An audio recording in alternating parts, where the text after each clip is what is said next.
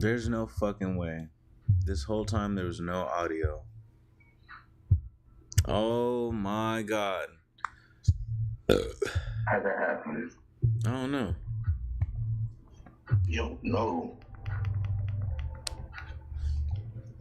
Yeah, bro.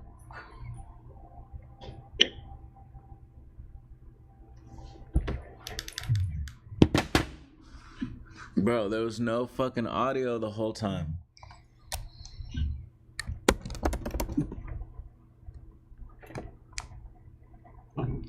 Yo.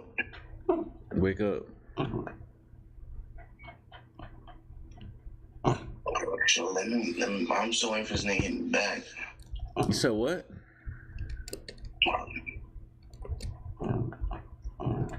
Alright, so we got a Neon Western article in. That one's looking nice and sexy.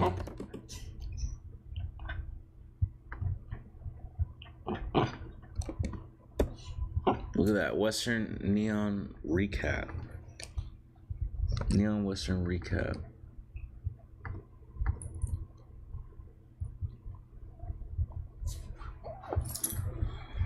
Hey Google, turn all the lights bright 100%.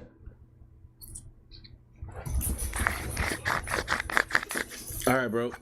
So looks like the recap is in review. Okay, what else? What else do we need to do next?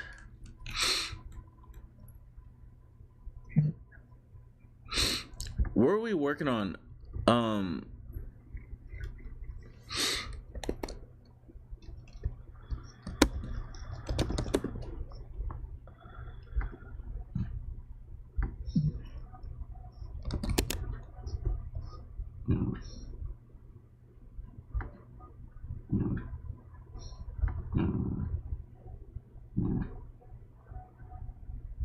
All right, yeah. So it looks like everything in ready to publish seems like it's done. You know, it looks done.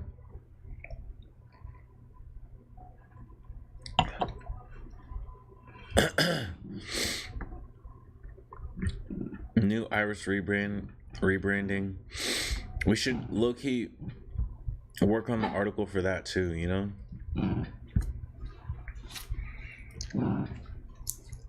Yo, can you hear me? Yeah. Are you? Can you see that stream?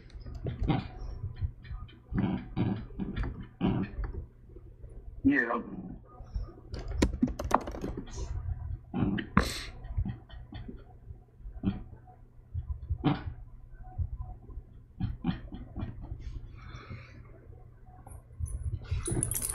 All right, so how about we do this one, harnessing the power of project management tools.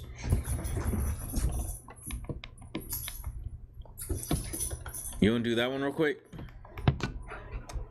Let's go. All right.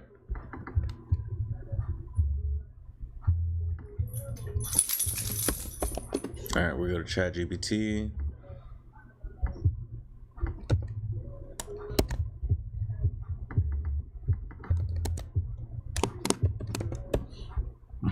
All right, ready? Harnessing the power of project management tools.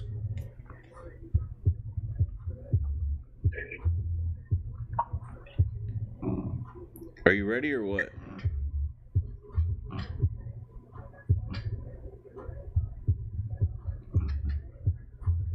Yeah.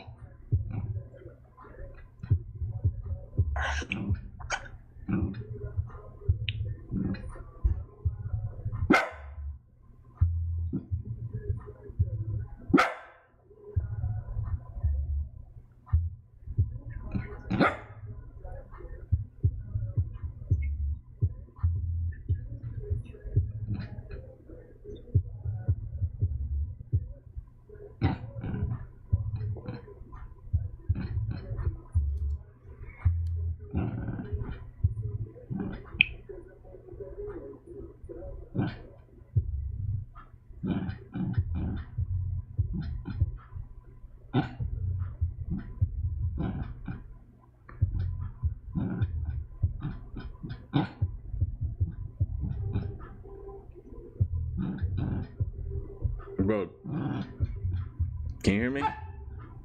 Yeah.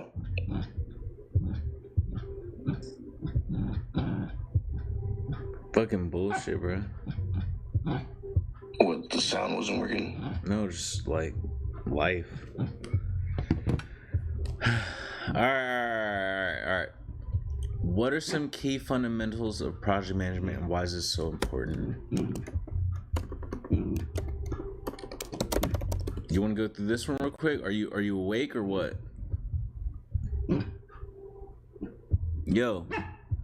Bro, I don't know who the fuck you talking to like that.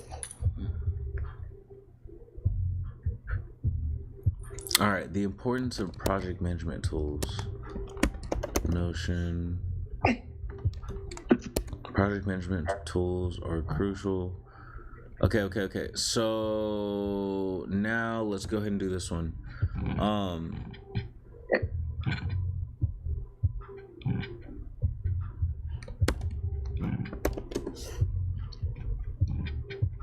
What are the fundamentals of project management and why is it so important?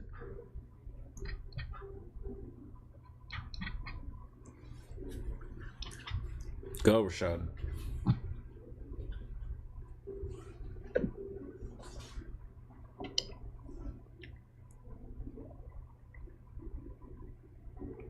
Yo. Yo.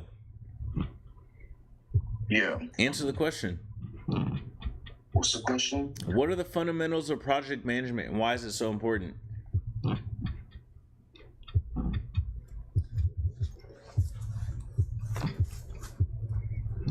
Bro, please have a response. Let's drink some water, nigga. Okay, I'm gonna start over.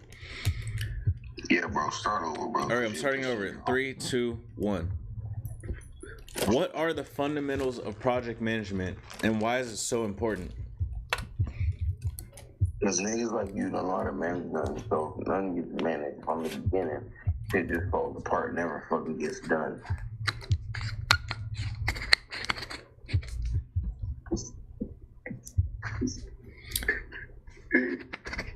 Did you get that, nigga? Bro, can you hurry up, bro? I'm trying to get through these articles. I fucking hate you. Oh.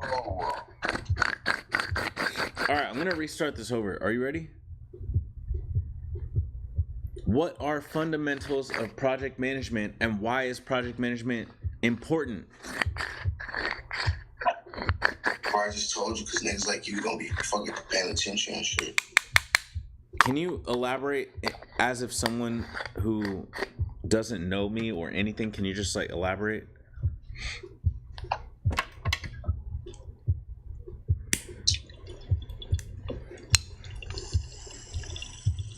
When you're not organized, you're unable to see the vision, i.e. free label, you know what I'm saying? Bro, you really fucking shit up. I need you to take this shit serious, bro.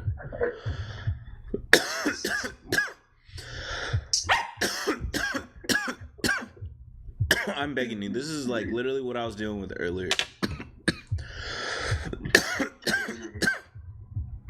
For real? Damn, where was I? How come you didn't hit me up when you called them? Bro, I was in a call with them for like 3 hours and like I told you to hop in, bro. Anyways, can you just answer this goddamn question, please? Are you ready? Yo, are you ready? No, I literally just like open my brain up. So if you give me a second, I'm like, holy shit. I want you to answer the fucking question. I've been answering questions all day. See, this is what I'm talking about. I'm not even gonna like ask you for shit anymore. I don't even know.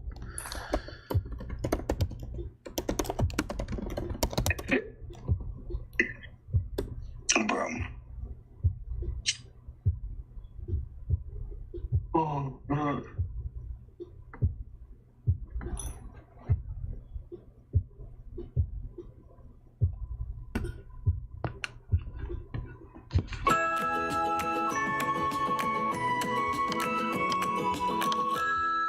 And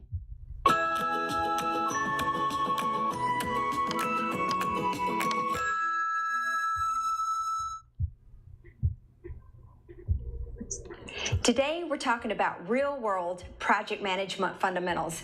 I'm sure we've all encountered those by-the-book project management.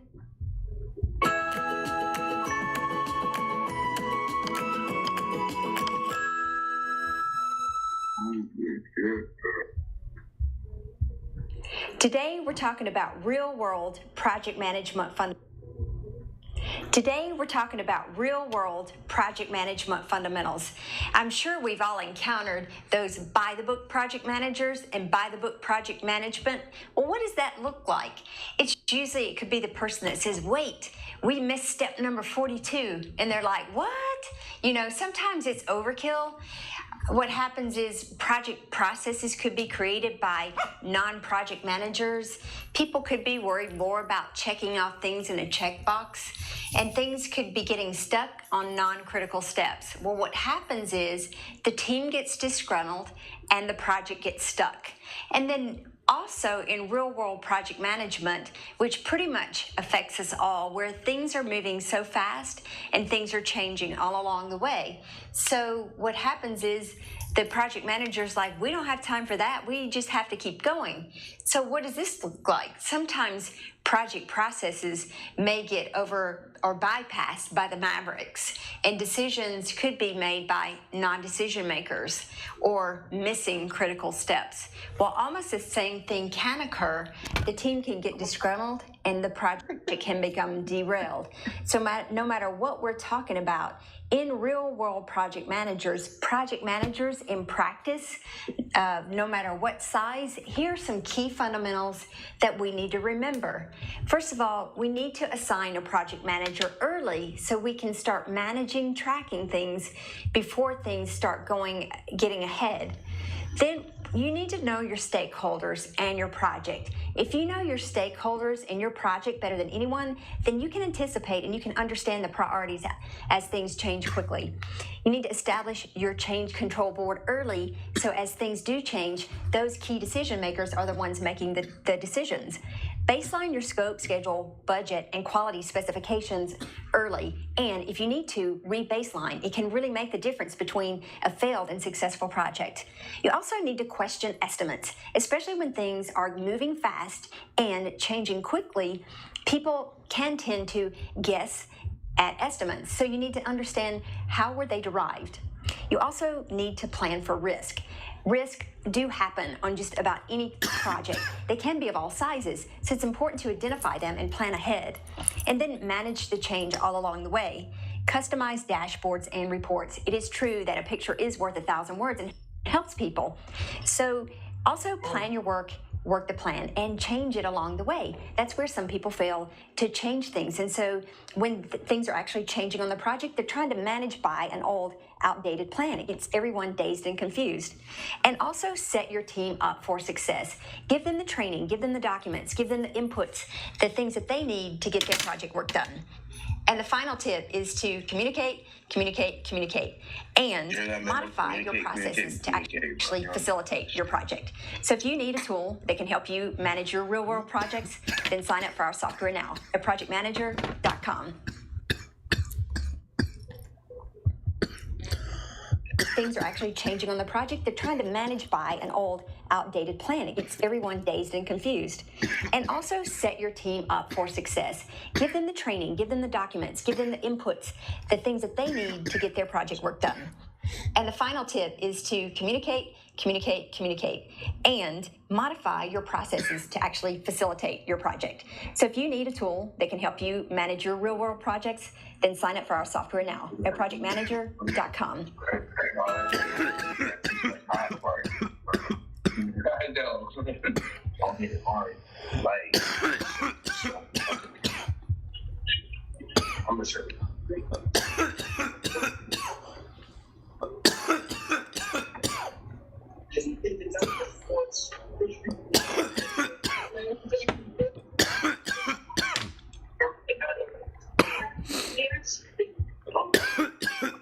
Bro, what? You didn't record it.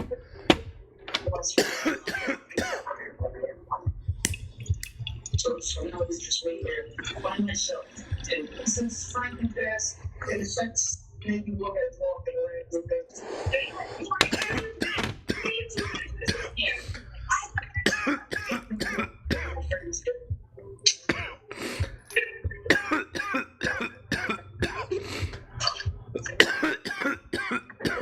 All right, hey, Yo, mute yourself for a second. what? Mute yourself. Oh, what is this? Picking up the background? Yeah.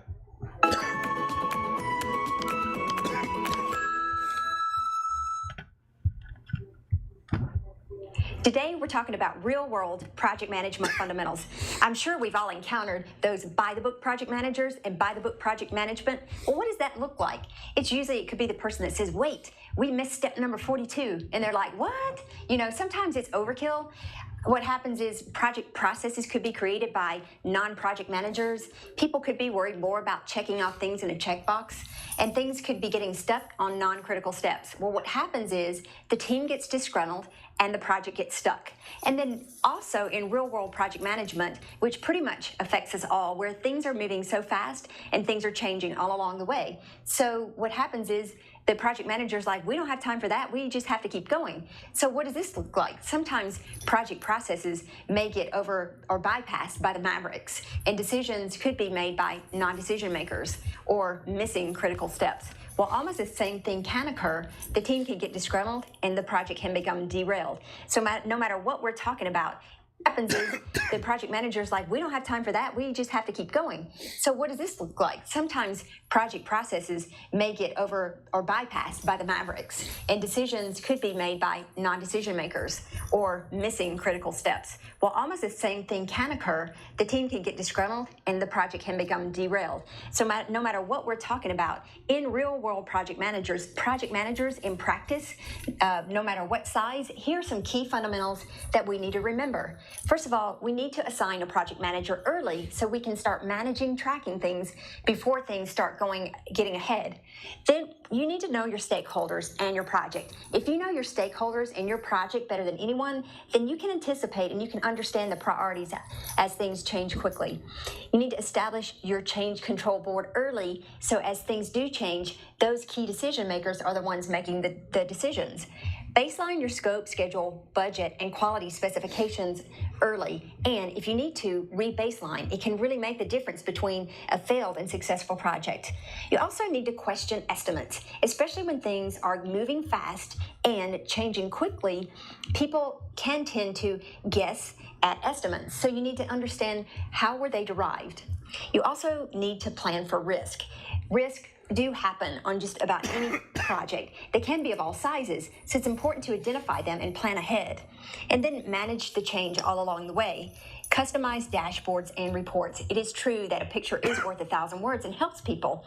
So also plan your work the plan and change it along the way. That's where some people fail to change things. And so when things are actually changing on the project, they're trying to manage by an old, outdated plan. It gets everyone dazed and confused.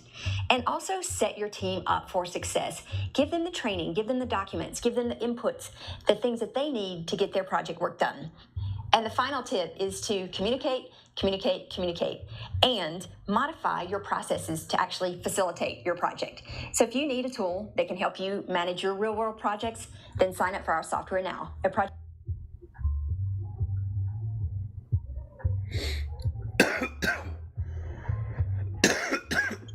Let's just sign up for the software. What? She wants us to sign up. I'm gonna tell that bitch no, I'm good. Still sign up, bro. Just sign up real quick. I think she has some good info to say. I fuck with Shawty. I'll prove with you. I really fuck with Shawty. She was really talking some shit.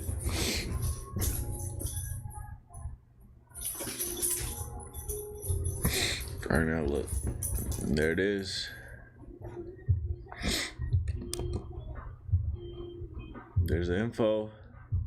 Today, we're discussing the basics of real-world project management. We've all seen by-the-book managers who stick rigidly to every step in a process. This approach can sometimes be too much and cause projects to stall on less important steps, leading to frustrated teams and stuck projects. This happens when processes are developed by people not versed in project management or overly focused on ticking boxes. The same issue arises when things move fast and change constantly, an everyday reality in modern project management. Project managers may feel they don't have time for every procedure, which might lead some mavericks to overlook crucial steps or allow non-decision makers to call the shots, again resulting in disgruntled teams and derailed projects. Regardless of your role as a manager, here are several key fundamentals that everyone should remember. First, assign a project manager early so they can start managing before things get out of hand. Know your stakeholders and your project inside out so you can anticipate changes quickly. Establish your change control board early so that key decision makers are always involved. Baseline scope, schedule, budget, quality specifications at an early stage. If needed, rebaseline later. This could make difference between success and failure. Always question estimates because people often guess during times of rapid change. Understanding their basis is vital for accuracy. Plan for risks since it's inevitable across all sizes of projects. Identify them ahead and plan accordingly. Manage changes continuously while customizing dashboards, reports. Visual aids help everybody understand better. Plan work carefully but remain flexible enough to adapt plans as required. Sticking blindly with outdated strategies confuses everyone involved. Equip team properly with training documents inputs for successful execution. Finally, communicate relentlessly. Modify processes according to needs rather than following them dogmatically. If necessary, consider using our software designed specifically for real-world scenarios like these. Thank you and have a great day. All right, so that was one response.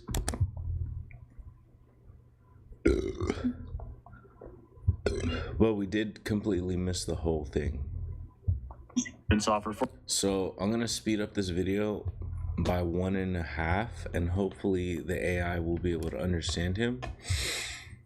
And because it's a 6-minute video. So this guy's gonna explain. So we're basically doing what you wanted to do, is find articles or whatever that already has this shit, right? So these are YouTube videos that are at least 4 minutes long. We have a 15-minute allowance on AudioPen, so we can record up to 15 minutes. So I say let's just let these videos play so we learn ourselves and we're getting content created at the same time, like all that shit, you know? Yeah. All right, you ready?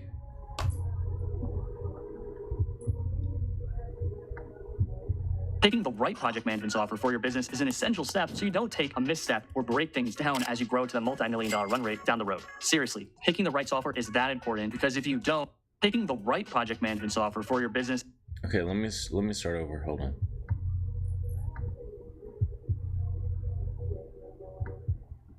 Picking the right project management software for your business is an essential step so you don't take a misstep or break things down as you grow to the multi-million-dollar run rate down the road. Seriously, picking the right software is that important, because if you don't, when you have a team of 20, 30, 40, 50 people, you might have to rebuild your software, rebuild your tools, or you'll be in so much stress and firefighting because you didn't start with the right software from the beginning. When it comes to project management software, there are so many to choose from. Picking the right one can be totally overwhelming because you have ClickUp, Trello, Asana, Monday, Airtable, and I didn't even mention all of them on the marketplace. Those are just my top 5. I'm going to tell you what the best one is for your business and how you can use this to scale to the 8-figure run rate without stressing. The first and most common project management software that I often see is Trello. Trello for project management is actually a great software, and I like it for a lot of reasons. The user interface is really easy to move cards one by one, to set up projects, and to templatize project management. Unfortunately, one of the things that's not scalable with Trello is the user interfacing with team management, learning management, and having an effective CRM. Trello for just a project management software is great. Here, let me see if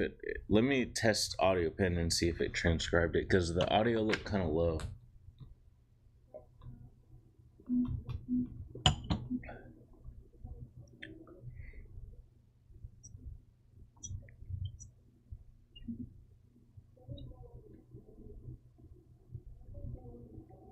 When I do it from my phone, it seems to be the best, but the thing about my phone is, like, it goes dark after a minute. Well, then turn off your screen. Your screen. Keep your screen on. Don't keep the a minute. Turn that shit off. Where your settings display. Leave on. Because your fucking phone's probably gonna have a better microphone than whatever the fuck else you're using. Low key.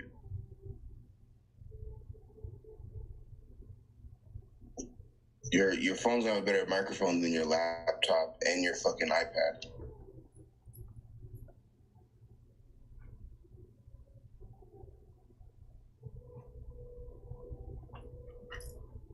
How do I do this shit? How do I make it like not turn off? Go to display, because that's how I have all my shit set like that, where the display doesn't turn off. Okay, auto Just lock. go to yeah. Come on, bro. What the fuck are you doing? What the fuck are you doing?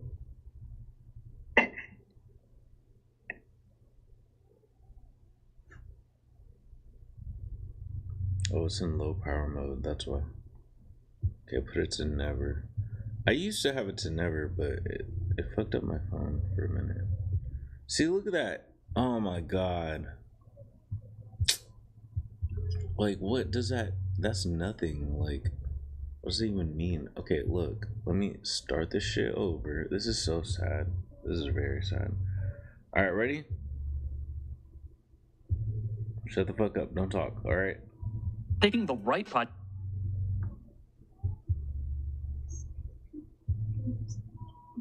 Picking the right project management software for your business is an essential step so you don't take a misstep.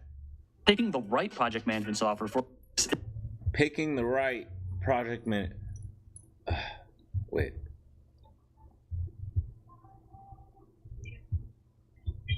Top 10.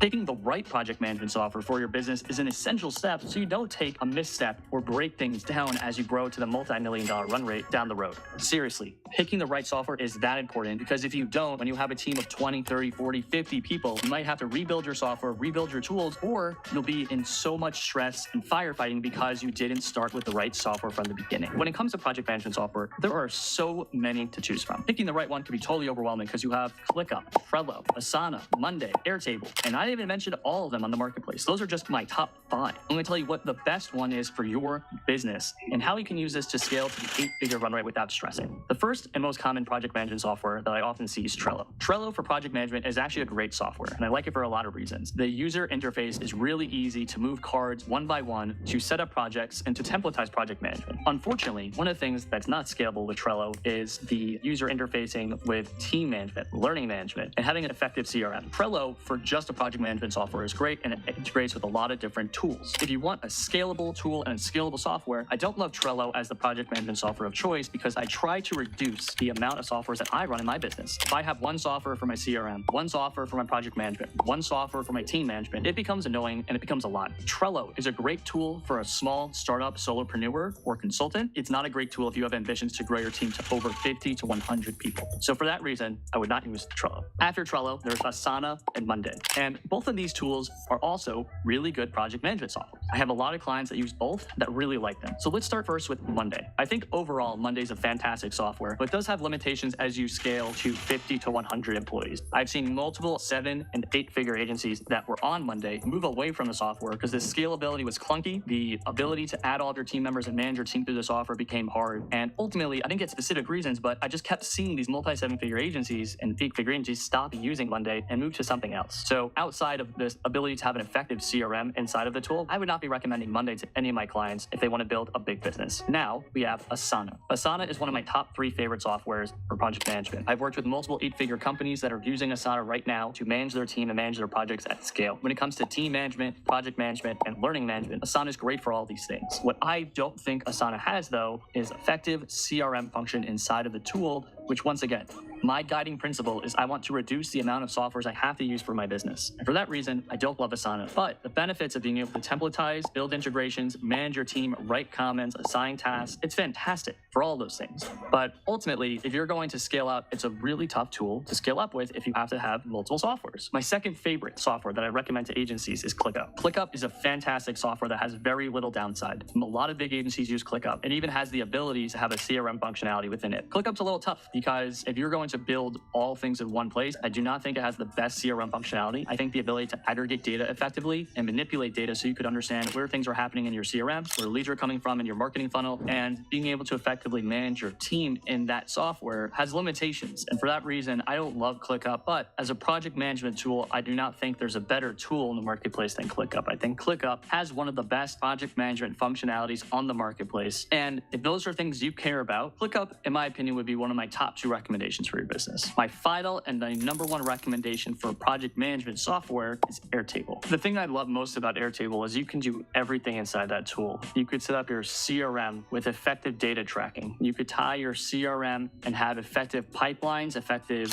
data sheets, effective interfaces. For my CRM, we have the normal interface for the CRM tool, and I love it. We also have something that we call interfaces that allows us to make custom views and to customize our CRM. In my business, we have several different offers, several closers, and several different tools that we have to integrate inside of Airtable. One of the things that we integrate with is Slack. We were able to create a custom button in our interface that shows whether a client is going to use free Slack or paid Slack. The ability to extrapolate and manipulate data inside of Airtable is also second to none for your CRM. That's been hugely important for me as I look at trends on a month-to-month basis, and I try to extrapolate hundreds and thousands of data points. It makes it easy for me. I have the ability to scale this software without scaling thousands and thousands of dollars in software costs. The number 1 cost that comes with software is adding seats to a software. So if you're a company that runs on 50 to 100 people, you're going to be adding a lot of software costs, usually $10 to $20 to $25 a person. If you multiply that to a company of 100 people and you're paying $20 a person, over the course of a year, you're going to be paying over $10,000. The thing that's really cool with Airtable is you can make agnostic logins. We have our team log into Airtable through these agnostic logins, and we're able to tag and assign tasks to people by using our team management base. Inside of our team management base, we have our entire team and their roles and responsibilities. So whenever we tag someone, instead of tagging a seat owner, we tag the name which references the team management base. So we're able to still assign project management tasks. We're still able to close deals and assign people and have clear delineations between who is getting what commission. But we're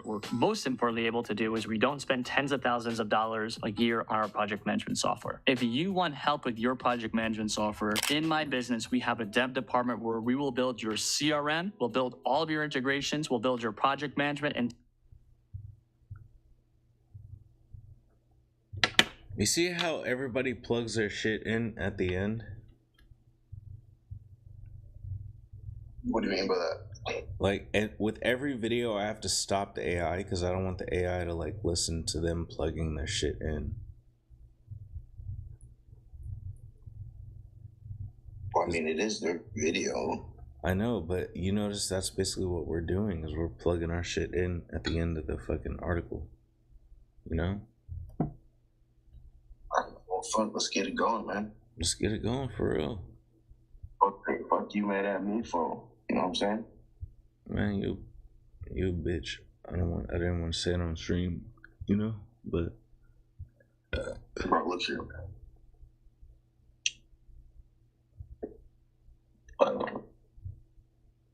dude, AudioPen is the shit. That was like a really good investment, you know? So we spent $75. No, that was for Cypress. We spent 150 on this one, 100 and something. And you never sent me the money too. That's crazy. Oh, shut the fuck up, bro. I'll slap. Choosing the right project management software is crucial for your business's growth. The correct software can help you avoid stress and potential rebuilds as your team expands. With so many options like Flickr, Trello, Asana, Monday, and Airtable available, it might seem overwhelming to choose one. Trello is a great tool with an easy user interface that allows simple project setup. However, its limitations in team management and CRM make it less ideal for larger teams. It's perfect for small startups or consultants but not recommended if you plan on growing past 5,100 people. Next comes Asana and Mundane. While both are good tools used by my clients, they have their shortcomings too. Mundane tends to be clunky when scaling up to larger teams. Hence, I've seen businesses move away from it as they grow bigger. Asana stands among my top 3 favorite softwares due to its excellent capabilities in managing projects at scale but lacks a robust CRM function, which makes me hesitant about recommending it wholeheartedly. ClickUp is another fantastic option with little downside except for limited CRM functionality, again making data aggregation challenging. Finally comes Airtable, my number 1 recommendation. It offers everything from effective data tracking to customizable views of your CRM while also integrating well with other tools such as Slack in our case. Most importantly though, unlike other platforms where adding seats adds cost, $10 to $25 per person, Airtable allows us to use agnostic logins, saving thousands of dollars annually without compromising on assigning tasks effectively through our team management base. In conclusion, if you're looking for all-round efficiency without breaking the bank, go with Airtable. Damn. It gave it, like, you know? It's pretty good though, but like I feel like can we do like a deep analysis on each one of those fucking How about we do a deep analysis on the best one that they were recommended? You know what I'm saying? and I think we should do a deep analysis on Trello just because we use it so much. I feel Okay, like we yeah. should be, Let's do that for sure. No, 1000%. Let's do both of that right now. So, like, what are the two? Let's start with the two that they kind of. He said he recommended Airtable and ClickUp. So, should we let's look at videos on Airtable versus ClickUp. Right, and then we are limited on AI time, unfortunately, so we're gonna have to choose videos that are under 2 minutes. Airtable versus we're out of AI. What do you mean we're out of time, bro? What the fuck is this? I mean, we can sit here and we can probably do, we have 15 minutes, unless you want to sit here for 15 minutes. Bro, that's what it takes, bro. What the fuck's wrong with you, fool? No. I think we can watch maybe 2 or 3 videos in that same amount of time. So, okay, look, here we go. Let's do that. Let's do exactly that. But this one only has 200 views. Why? With managed hosting from Nexus, we know you'll never say. I love when our site crashes during the... Welcome back, guys, to this channel. All right, fuck it. She sounds good. All right, so we're going to get her. Ready? Don't talk, please. Airtable versus ClickUp, and then we're going to talk about Trello, okay? Cool? Let's go. Ready? Airtable versus ClickUp, and then we'll talk about Trello. How Trello plays in. Ready? Let's go.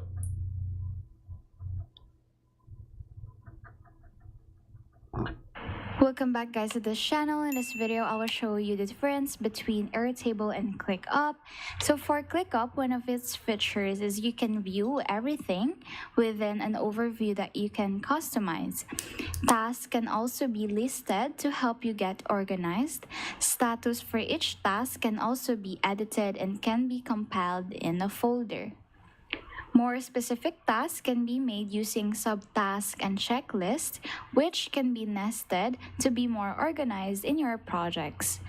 There are different ways to view your project, such as list, board, boxes, calendar, Gantt chart. You can embed, edit forms, edit content collaboratively, communicate with each assignee, check their activity, and so on. And you can also view project mind map, assignee workload, tabulated task, location, and use of whiteboard for concepts and ideas. Dashboard can be crafted to check your project progress, which is also customizable. Time management can easily be done using their timesheets and time features. Meanwhile, for Airtable, all data from Airtable can be synced and can be organized and labeled using their available templates. Automations can also speed up your task. Edits made by the group can be seen and are synchronized. You can also perform administrative controls, granular permissions, and scalable architecture. In summary, ClickUp is a more complex project management platform you can use if you have big projects that you want to divide into small chunks of tasks. Using ClickUp, can be an advantage if you're very particular in terms of having a comprehensive tracking system. On the other hand, Airtable can be an advantage if you want a straightforward project management platform. And if you are new to these kind of platforms, this might work for you. Thank you so much, guys, for watching. That is the difference between Airtable and ClickUp. I hope this video helped you. Thank you so much, guys, for watching. Please do like.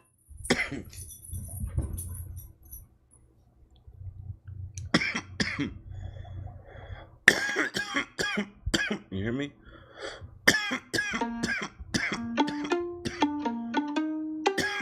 Yo. Take a tour of a place from the comfort of your phone. I don't know if I learned anything. Hello everyone, welcome to another. Alright, one more. I mean, we feel like if that's how we feel, we should not even. What? If that's how we feel, we should move on to a different video and not use it. I mean, I was gonna try and get both of their feedback in one audio pin and see if audio pin can summarize both of them. But we could just like record each one and then let ChatGPT merge both of them together. But let's see what this nigga's talking about. Comparison between Airtable and basically go and see which is useful, more extensions possible. ClickUp has whiteboard feature for more creative workflows, whereas Oh hell no, he has 20 views. Never mind.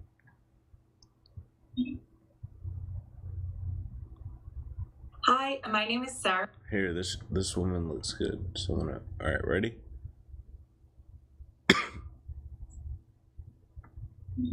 Hi, my name is Sarah. I am the founder of a small communication agency. I've started with Asana and then switched to Airtable. For more reviews like this, click below. I use Asana for project management, so to be able to share tasks with my team, for example, and to make sure that the project is going well. And then I use Airtable for my CRM at the moment, and also to have like a list of people that we can reach out to. Airtable definitely has more option, even in the free version. I mean, you can add like a lot of columns with different like checkboxes or like options, text, one-line text, email, phone number, etc. So it's very nice that you're able to put all of these information, and then you can kind of like filter them. For example, if you just want to see like a person that lives in a certain area, then you can like activate this filter and see it. So I find that you can put a lot more information in Airtable. I find that Asana is easier. So if I have to like onboard a new team member, for example, I think Asana is the way to go. Also, I really like the calendar view because I can choose a calendar view to see like my tasks for the week, for example. So I find it's easier to use, and the look of it and feel of it is more attractive to me. With Asana, it was very easy. I mean, you just need like a few minutes on it and you understand it perfectly. Obviously, when you use it more, you get more the feel of it and you can use more features. But I mean, within like 10 minutes, you're able to do everything. For Airtable, it's actually a client that showed me first, and I had to get like a little crash course of like all the options and how to use it. So I would say to be comfortable on Airtable, maybe like a week of using it, because there are so many options, which is great, but it still make it more difficult to use than Asana. Well, personally, because I have a team, I think that choosing one of those software, you have to go for like the ease of use, you know, just to be able to like show it to your team easier. So that's why I love Asana for this. But also, I think it's very great to like make sure have a look at all the information you need to gather on those kind of software, and Airtable is very great for that. So ease of use, obviously, like super user friendly, and then having all the like information you can put on it. So just to consider that as well.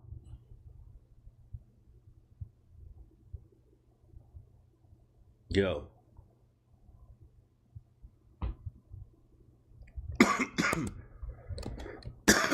Yo. Yo. Yo, what's up? Yo, fucking chill, bro. fucking bullshit all day. Fuck, it's so hot in there, bro. It's like 92 degrees yesterday, so. They fixed it though. They got a new pump. It was like the pump for the cooler was off, so they got a new one installed and started cooling down there. I was sweating the motherfucker still because fucking Chapo was off. So me and Trevor were like splitting sides. So like I set him sides, Trevor helped me a little bit, but like can't do it. It's just like you pick up a couple things. So, kind of a little bit of running around, but Yeah, I'm on shit. Fucking good there though, man. I mean, you're getting like 40 covers. Oh, really? That's pretty good. They picked up like 7 covers or some shit. But, yeah, that's that. We got like 21 of them. Fun. Hopefully the kitchen's cooler. Give me at least like a 10 degrees cooler in the kitchen. Yeah, it should. I mean, I felt a little bit of the draw, but like everything was already so hot. It's gonna take like a night of like enough circulation. Probably it dropped a little bit. Like Go. it's already hot, so like.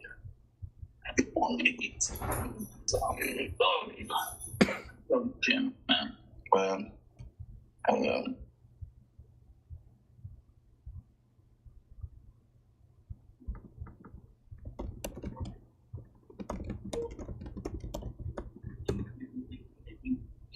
Yo, did you get that shit or what? Let me see.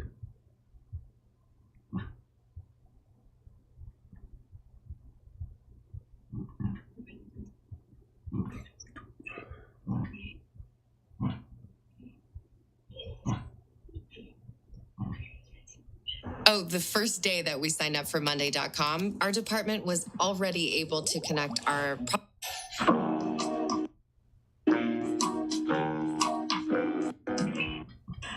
I'm sure.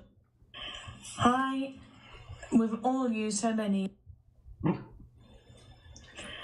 Hi, we've all used so many organisation and productivity tools.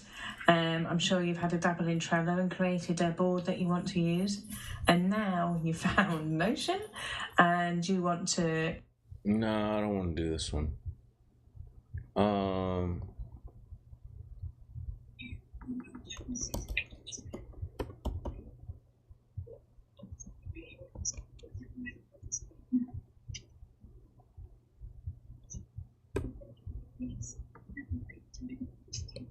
How about Trello versus ClickUp versus Asana? How about that one? But they're all 10-minute videos. Do you want to find one that's with high ratings? So No, let's do this. Hey everybody, my name is Marcus. That's what I'm looking for.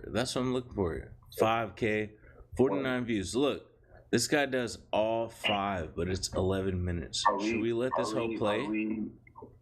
Do you think we're looking into something that really might not be interesting to people? No. It is. It's 100% interesting. I know so many people that are fucking around with this shit right now. Yeah, I know that. Though, so, are you willing to sit here and watch this 11-minute video? Are we gonna market better than? We're gonna find a way to market. I promise you, yes, we will. We just need to watch the video ourselves. I'm just saying. And that's what I'm saying. I was gonna watch the whole fucking video instead of kind of fucking, because these are things that we need this information. Look, this guy has 42,000 views. We need to watch this. I'm already streaming live. People can already see that we're watching it. So if we watch it live on stream, we can record the content of us watching it. Plus, we're gonna have the article. Plus, we're gonna be informed ourselves of knowing actually what this shit is. Cause you know what's funny is whenever I interview you, asking these things, you don't fucking know, and me neither sometimes. So it's the only way we need to figure it out is low-key outsourcing, and we gotta outsource the information. So why don't we do it while we're streaming plus using AI plus, you know what I'm saying? Just whatever, bro. To work on, but 11 minutes. I'm gonna going to show the top. I'm gonna put it at fucking, what the fuck is this guy talking crazy? I'm gonna put it at 1.25 speed, so it may cut it down shorter. It's like 8 minutes, but the AI is gonna record the whole thing. Let's see. 7 project management tools right now on the market, and I just want to say that I'm not paid by any of these. Okay. This guy's talking such bad English that I might have to just leave it at normal. Are you ready? Find someone else. No? I'm going to show you the top 7 project management tools right now on the market, and I just want to say that I'm not paid by any of these. This is just my honest review based on like 100 videos in which I was reviewing every single project management.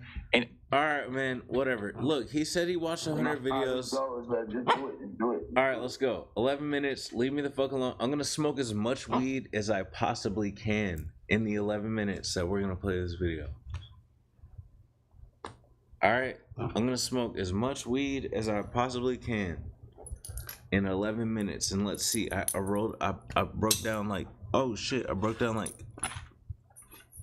looks like 2 grams. So if I can smoke all this 2 G's in 11, whatever. Here we go. Ready? Are you ready? Fuck up, man. I'm going to show you the top 7 project management tools.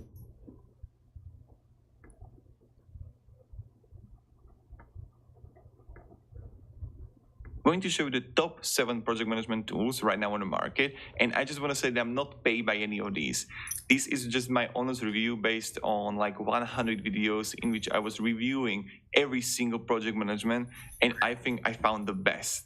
But I'll be really happy if you let me know down below in the comments like which one you're gonna choose or which one you're using right now. I'll be really happy to hear your opinions and your ideas. So let's start. And let's just dive into it. I'm not going to talk for 5 minutes about my life story, how I battle with some project management and then I choose the right one. No, just honest review, all right? So first one, Basecamp. Oh, mamma mia. Basecamp is a top-notch project management, but it's unique. And let me explain why. Many times the project management systems are working like, okay, you got the list that you need to like work on, but Basecamp is different. Basecamp is a combination of Slack and like some like, I don't know, chatting room like ICQ in the past, and then project management. So let me show you how it works. You got the HQ. This is where you get everything. Then you got your teams like customer support, sales, marketing, whatever. In the team, you can have like message board, to-do list, docs and files, Campfire, and message board and Campfire where people are chatting with each other. The team, the one team. And then you get like schedule and to-dos like what they need to do in right at the team. And then you're gonna have a project. In a project. So what is ClickUp? ClickUp is an all-in-one productivity software. Dude, I need to where you can manage everything and anything. I need to pay for premium. I can't do ads. All right. You can have multiple teams together. So yes, exactly. Project. You can have multiple teams together. So yes, exactly. Making a podcast or making a website. So you need a programmer, you need a designer, you need someone there, and you just add them from teams. And this is like the hierarchy. So you got the HQ, then you got your teams, and then you got your projects. And in the projects, you just invite people from the teams. And this is how Basecamp works. It's amazing, but it's unique, it's specific. It's something else comparing to ClickUp, Asana, and Monday.com that I'm going to show you. All right, but still amazing. But there is one disadvantage in Basecamp. It's an advantage, but also disadvantage. At Basecamp, it's $99 month flat. It's great if you have a huge team, but if you're starting out with the 2-3 people, it can be a little bit expensive. So that's like one disadvantage I personally see, but still Basecamp is a top-notch thing that you can use and choose, and also you got a free trial if you want to. Now let's go to the next one, Smartsheet. Mamma mia, Smartsheet, yeah, it's amazing. Let me explain why. Smartsheet is a combination of project management with Excel or project management with Google Sheets. If you're someone who is into numbers like I am, I love numbers, I love graphs. Oh, mamma mia, when I was studying, I loved Excel. So this is it. If you want to have multiple sheets combined with each other and combined with the project management, it's perfect. You get like computer here, and then you get like assignee here, the comments that you can add. And this is really great if you if you have a lot of numbers, if you have a lot of analytics, and you want to combine things like multiple teams, multiple projects. This is the right way. Smartsheet is the right way into it. Pricing is also all right. It's like €13 per month as individual. And yeah, so this is what Smartsheet is about. And you can also create like graphs here, etc. And I recommend Smartsheet for everyone who wants to try it. So definitely test it out. The next one is a Trello. You definitely know Trello. It's the basic project management or productivity tool, but it's all about the Kanban style, right? So in Trello, it's going to be Kanban. And again, what is the word Kanban? So these kind of boards. And I'm not someone who likes it. I don't like to work with Kanbans. I like lists. I like Excel, I don't like Kanbans. I'm not going to use Trello, but maybe you can. Maybe if you're looking for working with free people and you just come here to back, let me show you. When I would go to Trello.com and I got like create a new board. Voila, here I am. I just add here the list. I just add here the project, add a card, like what I need to do.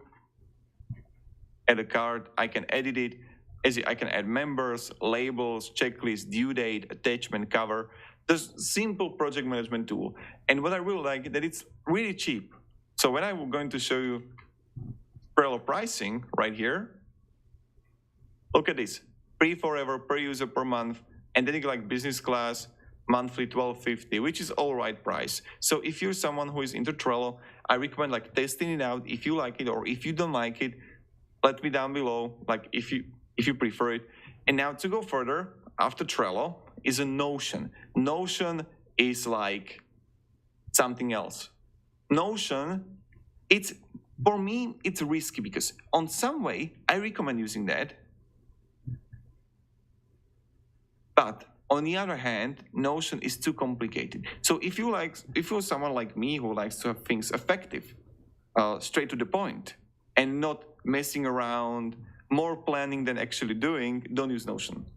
That's just my recommendation. And also, if you have a team of people who are like me, don't use Notion. Like, they will be so damn irritated by it. Because if you're like someone who is like to play around with the things, who really wants to have planned everything in their life to deep level, Notion is going to be great. But if you just want to get the task done, like point the task, get it done, straight away go to the next task, don't use Notion. Yes, you can have templates here that you can use for media lists, etc. But many times you're going to have more problems with it. So Notion is not really a project management tool. It's a productivity tool. But I needed to implement Notion to the list only because for some of you can be like useful. And yep. So the next one that I have prepared for you is Asana. Asana, top notch. Like, you are not going to make a mistake if you cannot choose Asana. Why is that? Because Asana is top on the market. Like with the Monday.com and with the ClickUp, in my opinion, these three are the best that you can use, and you are not going to make a mistake. Until now, I choose you like unique project management tools. But Asana, really simple. I just add a task here. What up? I can put it to assignee, due date, priority. I can simply edit it and play around it. Then I have like goals here. I have like portfolios that I can play around. So even like with the company that I'm working on the marketing department, they're using Asana too, and it's working really well, and they are happy with it. So when I see how they use it, like every single member in the team, in a company, understand Asana. Like if they got 7 people in their team, if they would use Notion, they would get destroyed, they would get lost, trust me in that. So Asana, also really great tool that I recommend to use. And to go further, the next one is a ClickUp. ClickUp is in some way a little bit more complicated comparing to Asana, but still easy to use. I recommend like Using Jobber, it has helped No way. Fuck it. grow the business just tremendously. I'm Brandon. If you is in some way a little bit more complicated comparing to Asana, but still easy to use. I recommend, like, if you're deciding between Asana or ClickUp, definitely go with like testing out both. And ClickUp, right here you got a board, then you got a Gantt here, and you can actually timeline activity. But I really like the design. You can create a mind map, look at this, or even have a table. So if you like it in table way, you can use it. Like, this is a huge advantage comparing to Basecamp or even Smartsheet or Trello, that you have multiple options how we can use it, right? So plus view, and you can also add it here: box, Gantt, workload, chat, doc, empt, something like a code, and also add a map as I mentioned. So ClickUp is a great choice that you can use. And then Monday.com is the last one. And again, it's like copycat. It's like brother, like Asana, ClickUp and Asana, ClickUp and Monday.com are all like from one family. You're not going to mistake if you choose them. So contacts, CRM Learning Center, properties. Again, I just add a property here that's like a task. Then I can assign it to someone. And now I can just scroll. Let me show you. Click plus here, more columns. And here what you can add. So you get like a status, timeline, checkbox, link, word clock, rating, dependency, buttons here, formulas that you can do it also in ClickUp.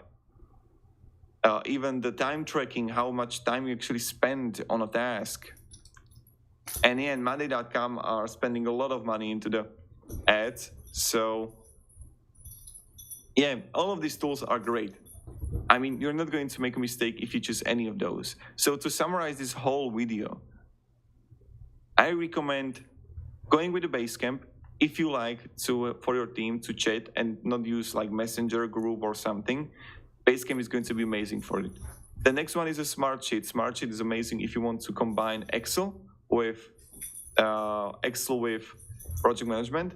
The next one is a Trello. Trello is amazing for simple tasks like 2-3 people and that you want to have a project management with, or your own project.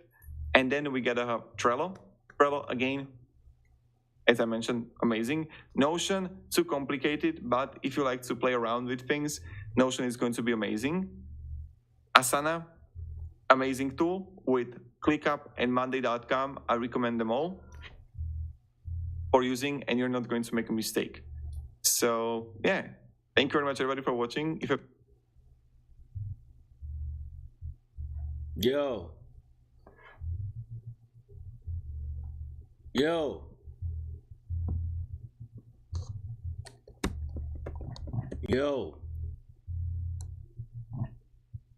Yeah, what's up?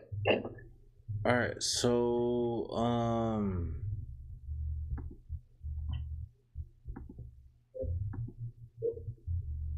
right, so we got a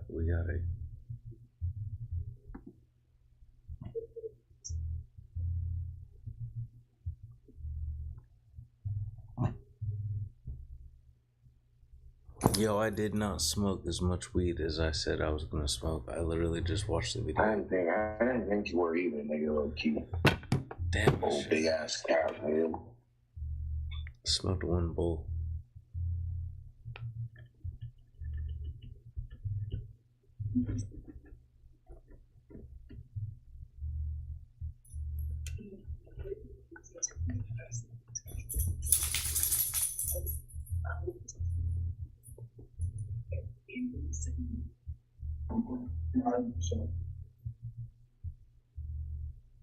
So then, damn. Alright, so let's see what it said. Here are my top 7 project management tools currently available. I'm not sponsored by any of these, just sharing my honest opinions based on extensive reviews. First up is Basecamp. It's unique because it blends aspects of Slack and traditional project management systems. The structure includes an HQ where everything happens, teams for specific departments like sales or marketing, and projects that can include members from different teams. However, at $99 a month flat fee, it may be expensive for smaller teams. Next is Smartsheet, which combines project management with Excel-like features, making it great if you love numbers and graphs. Pricing starts at €13 per month for individuals. Then there's Trello, which uses Kanban-style boards to manage tasks. While this isn't my preference, I prefer lists. Some people might find the simplicity appealing, especially as prices start free forever per user per month with business class monthly plans at $12.50. Fourth in line is Notion. However, I caution that while feature-rich and customizable to extreme levels, its complexity may overshadow its productivity benefits unless you're someone who enjoys deep planning over straightforward task completion. Asana comes highly recommended as one of the best quality options alongside Monday.com and ClickUp due to its simple interface where all tasks can be added easily along with goals and portfolios, making team collaboration smooth sailing, irrespective of size or industry type. ClickUp offers more customization than Asana but maintains ease of use with a design accommodating mind maps or tables depending on your preference. A huge plus compared to other platforms such as Basecamp or Smartsheet. Lastly, we have Monday.com, another top-notch tool similar in functionality to Asana and ClickUp, allowing easy assignment and tracking of tasks along with various add-on columns including time tracking, an essential feature often required by businesses today. In conclusion, choose Basecamp if your team needs a chat function integrated into their workflow. Go for Smartsheet if you want an Excel-friendly experience. Try Trello for small-scale projects requiring simple task organization. Experiment with Notion only if you enjoy complex planning. Pick Asana, ClickUp, Monday.com for high-quality comprehensive solutions suitable across industries and team sizes. All right. So, based on what he said he fucks with lists. I don't fuck with that shit. But basically what he said... but he has a point, though, depending on how big your staff are, how many people you work with. But, like, think about the people... Okay, so, like, think about, like, entrepreneurs and startups and, like, all them people. They probably do fuck with, like, you know, Excel spreadsheets. You know, so Smartsheet might be a good option for people who like numbers and all that stuff. You know? But if you're a software and a person or a creative or a graphic designer like me, I think that, like, Notion would probably be better. Stuff that has more Kanban. I feel like you gotta say that, really. You should say that. Right now? You should, like, kind of make that note. Not right now, but, like, at some point make that note from, like, personal experience. That's why I say we did have an article on, like, just our personal experience. Let me just reiterate what I just told you. But today, hold on, look. Alright, look. What I'm trying to motherfucking say, again, reiterating. Based on what this guy just said, I think that, okay, there's a lot of financial people out there. There's CEOs. My cousin is, like, you know, super numbers guy, and he loves programming stuff into spreadsheets and being able to, like, parse data and stuff like that, and being able to, you know, he's pretty much a spreadsheets guy. But I feel like with people who are creatives and visual people and, you know, like, really simplistic and user-centric, I think we gravitate towards things like Trello or, you know, ClickUp or stuff like that, which is more Kanban based. Kanban is, you know, a project management philosophy that's kind of like common within design agencies and software development agencies, you know. So it's not something that like people in the finance or business industry would use. So I'm kind of like assuming that people would probably more, you know, move in a different direction based on what they're kind of like used to most, you know?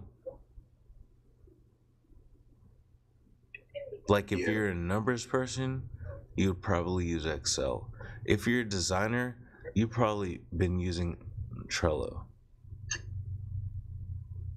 So should we do like a comparison of those, or like a versus, or like not a versus, but like a, I guess, a comparison? That's what I was thinking. Maybe we should watch one more video based on like Kanban versus spreadsheet, you know?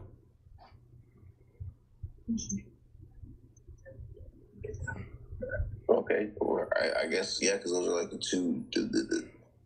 Those are the two applications you just described, right? Yeah.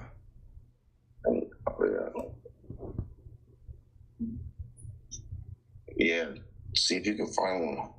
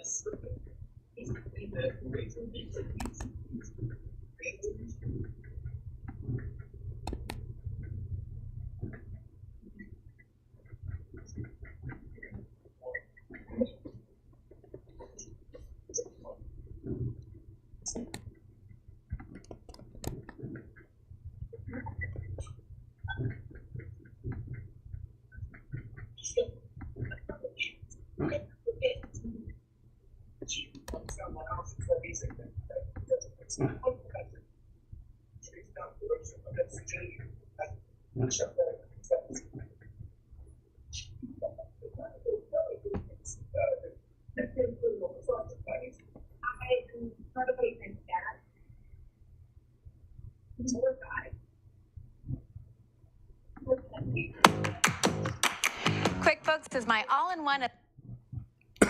Wow.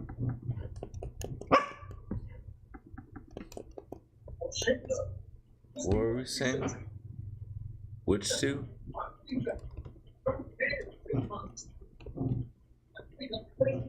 Oh, can just do a comparison of two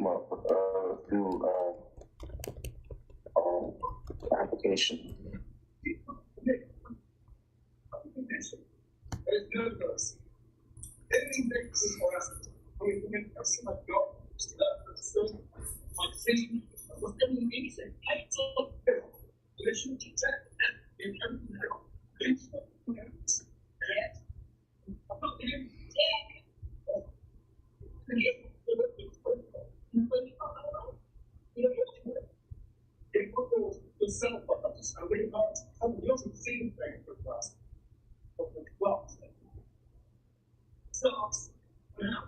If you found this here's a good one.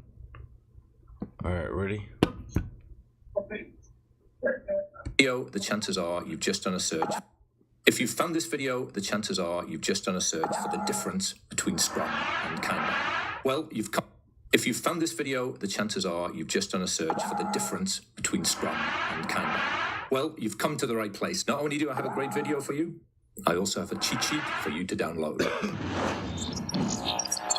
Hi, this is Gary. Welcome to Development That Pays. We've got a ton of stuff to get through today, so let's get straight at it.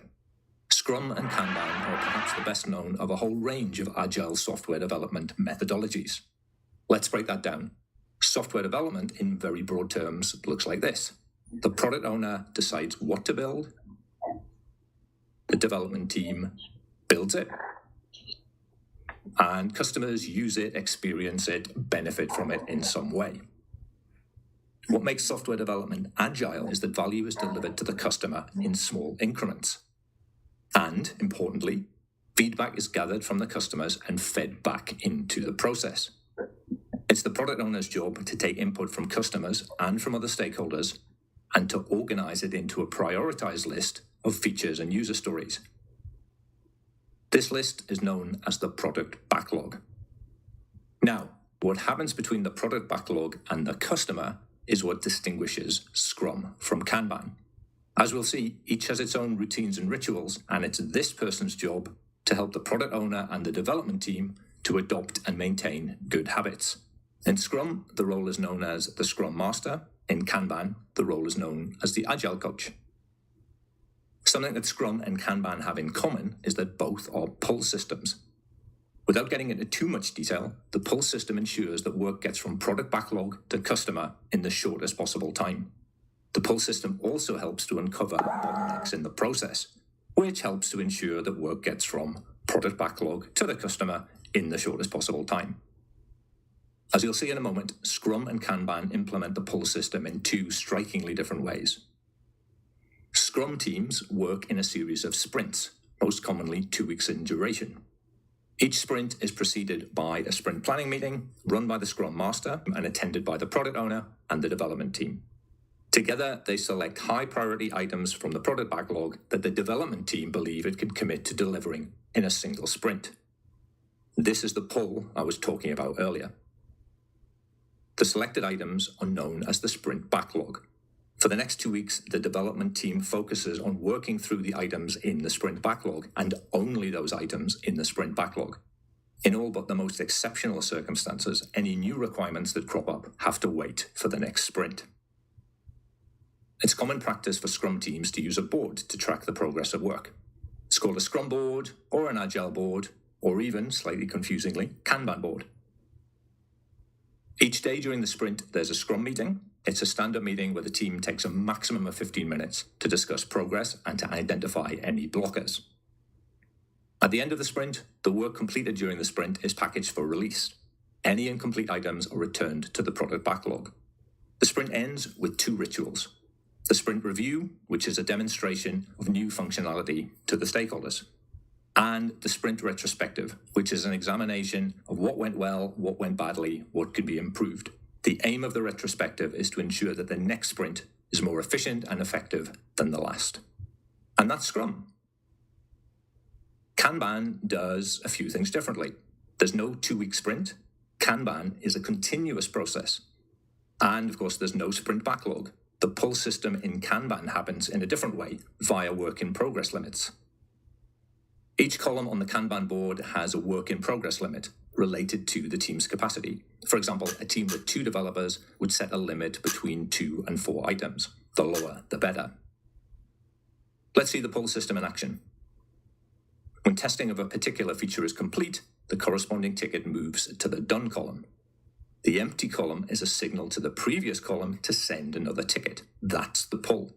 Similarly, when the build column is almost empty, it's a signal to the dev team to select another high priority item from the backlog. That's the pull again.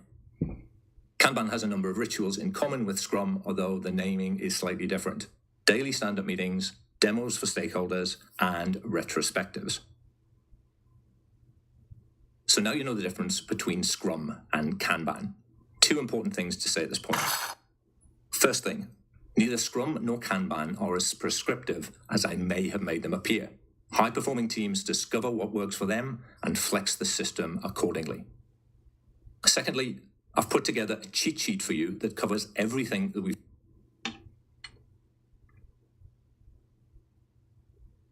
Damn, that's crazy.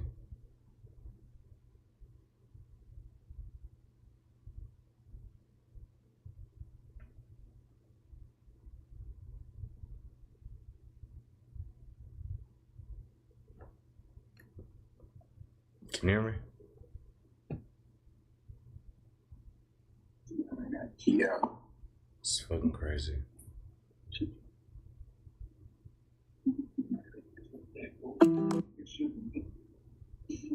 That's what we do every day.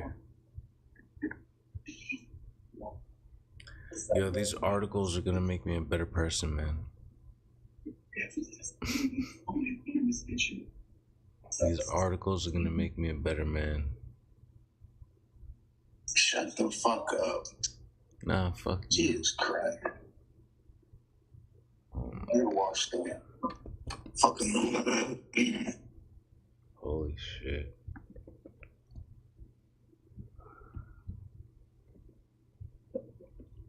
You make me a better man.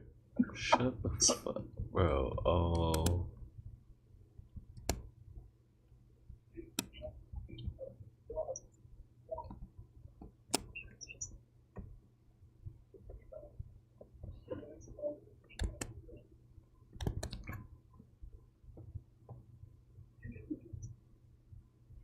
We've added a lot of info in here. I hope ChatGPT even takes this.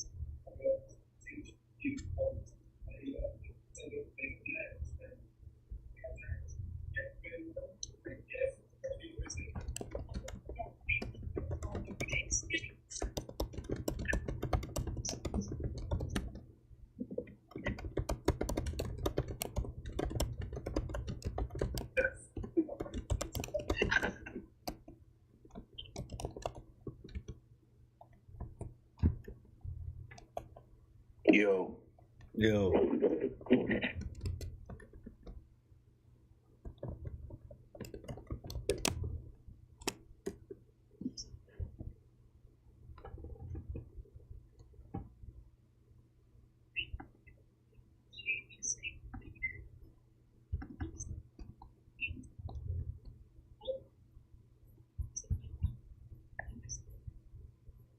Yo, I don't know what's up with ChatGPT. Hold up.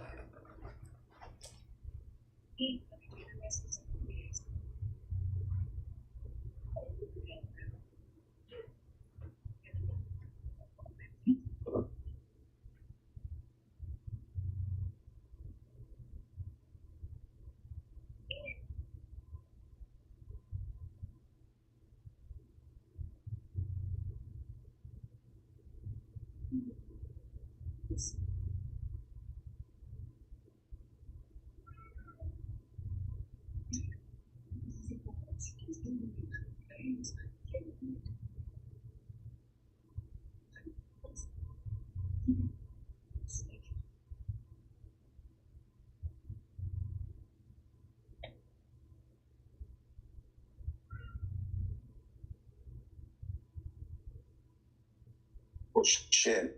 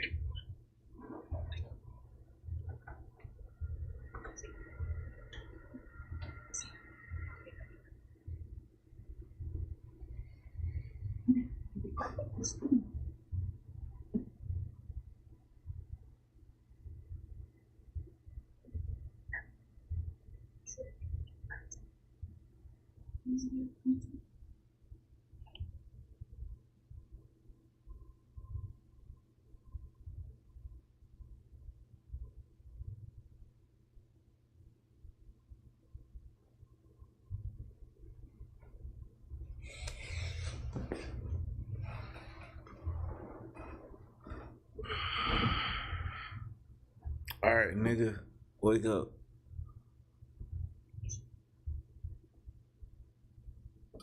Yo. Yeah.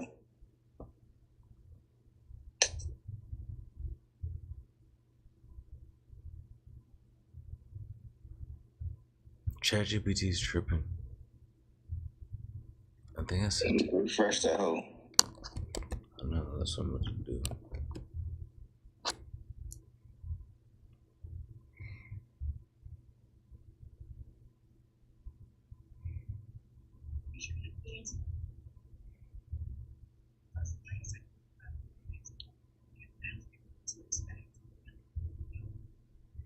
Yeah, I sent it way too much info. You put too much info in there? Yeah, way too much.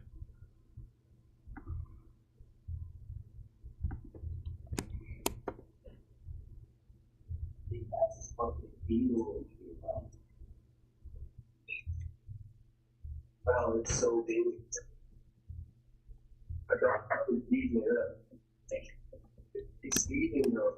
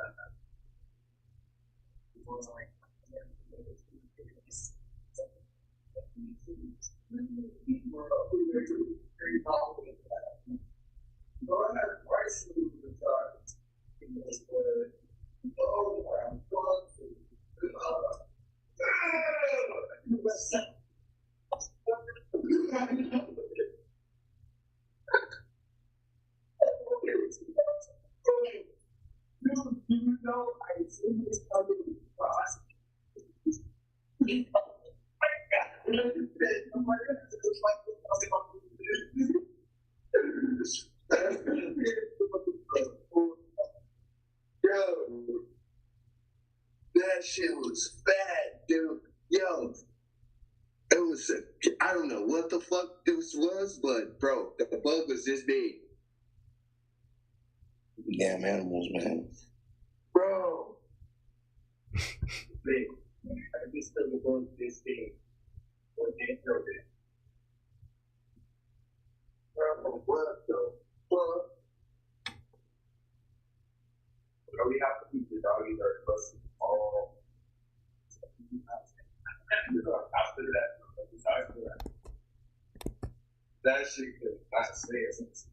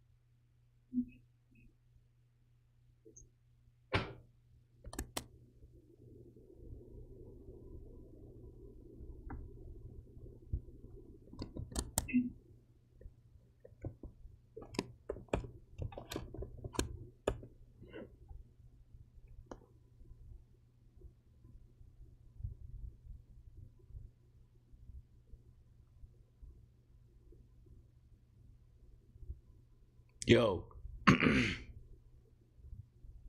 Yo. Yeah. I retrained the AI. I had to tell it to shut the fuck up. And I said, until I said the word stop, then write it. Because it kept trying to write the article before I was done giving it the info. So I was like, do not recommend anything until I'm finished, you know?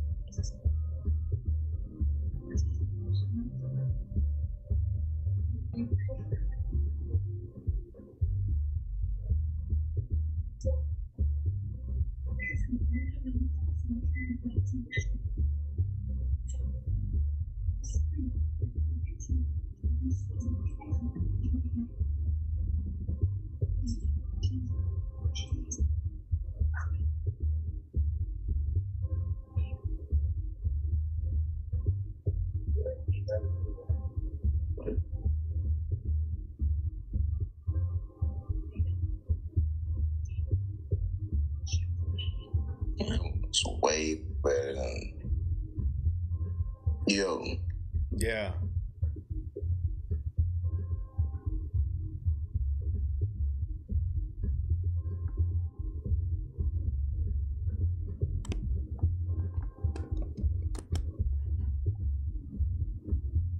So there's the article.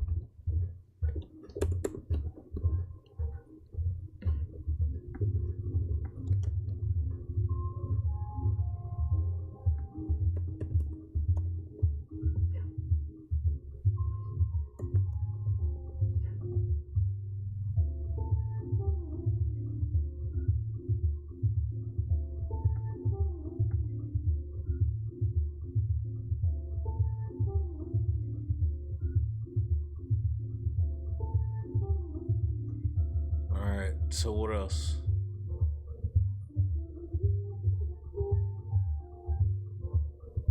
How to build an online presence?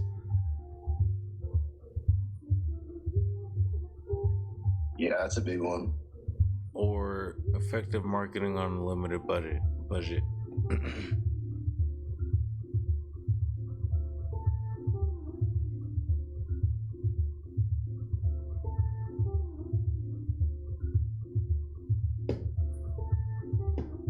What was the second one?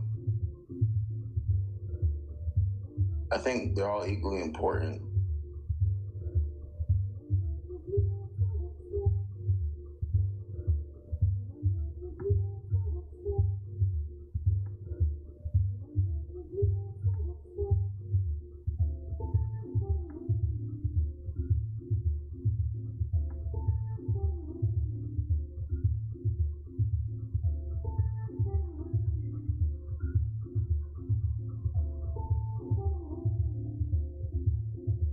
navigating the digital landscape or effective marketing on a budget? I think that one's better. Effective marketing on a budget.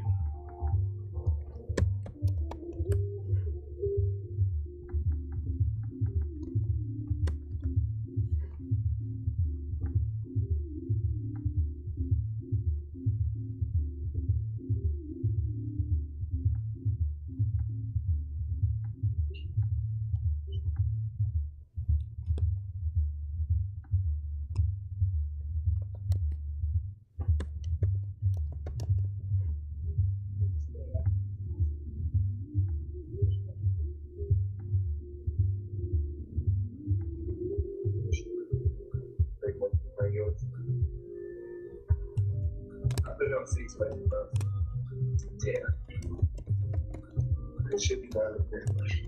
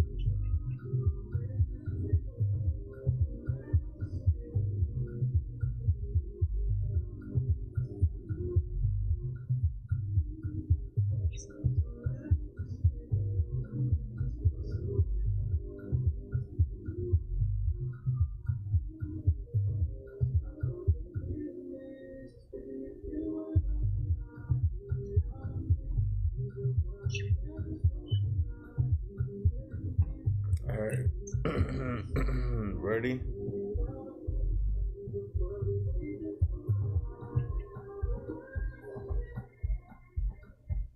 Yeah. To get sales, you need to promote your store, but what exactly should you spend your money on? In this video, to get sales, you need to promote your store, but what exactly should you spend your money on? In this video, I will teach you how to make a marketing budget plan in 6 simple steps. Hi there, my name is Alicia and you are watching Ali Dropship channel. Ali Dropship is a plugin that turns WordPress websites into dropshipping stores. If you haven't heard of it, watch this video. Now let's get to the point, how to plan your marketing budget. What is a marketing budget? A marketing budget is how much money you expect to spend on advertising within a specific time frame. As for digital marketing, we usually include these: content marketing, promotion in social media, email marketing, branding, search engine optimization, and affiliate marketing. Even if your budget is limited, I suggest that you try different channels before choosing the best ones. Set your marketing goals.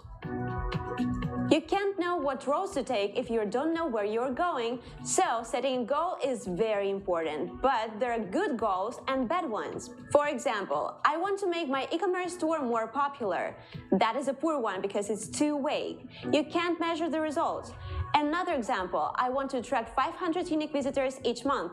That's a good one. It has clear numbers I can measure, it's time-bound, and it's specific. It's a common practice to set not one, but 2 or 3 goals to spread your marketing budget between them.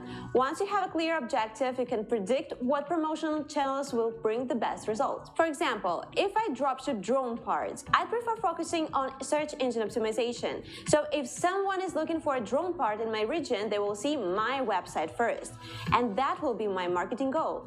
If I dropship enamel pins, SEO isn't the best channel. It's the kind of product people are more likely to buy impulsively. Enamel pins are bright and pretty, and their photos will do great on Facebook or Instagram. So I will create social media pages and try to attract a certain number of followers. That's my objective. With some followers, my page will look real and trustworthy. I will start promoting my store with Instagram ads and shoutouts. Determine the overall marketing budget.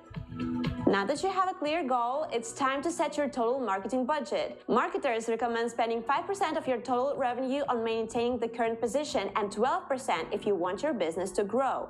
But if you work in a highly competitive niche, you might have to spend up to 20% on advertising. If it's your first campaign, I recommend taking $100 to test different channels. If you want to learn more about how much money you should spend, check out my previous video.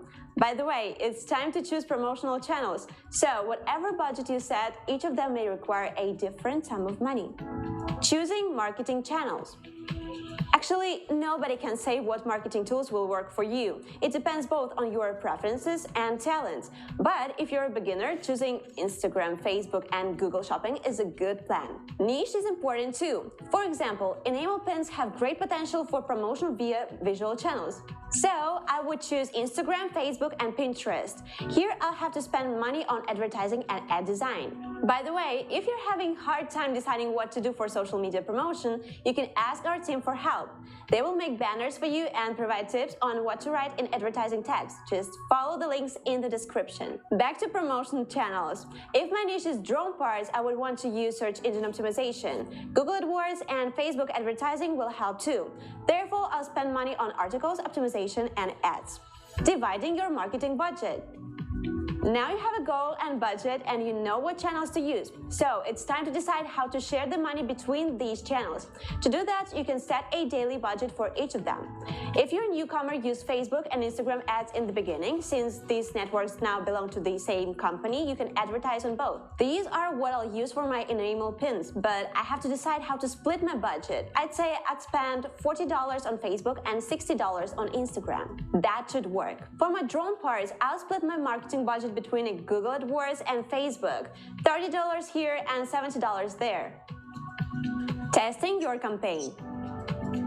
There is no guarantee that advertising will work perfectly from the start, so you have to monitor and analyze your progress. It's a good idea to check such websites as Reddit. It can show you what people are talking about right now or what memes are going viral. Use these ideas in your campaign. Analyze results and make changes. When the campaign is over, it's time to analyze the results. To do that, you can do the following. Use UTM codes to track where your traffic is coming from. Use email marketing software to measure open rate, click rate, and the number of unsubscribers. And use built-in analytics to measure likes, shares, and comments on your social media posts and ads. These data will show you whether you have achieved your goal. If not, the campaign definitely needs some changes. For example, if Facebook doesn't bring solid results after my drone campaign, I can try creating expert content and then send it via email to those who showed interest. After that, I can offer them my product. You can learn how to collect emails from potential customers by watching this video. Another example. For my enamel pins, I could redefine my target audience. I will exclude those who liked my post on Facebook but didn't convert and focus on those who did to create a lookalike audience and target it.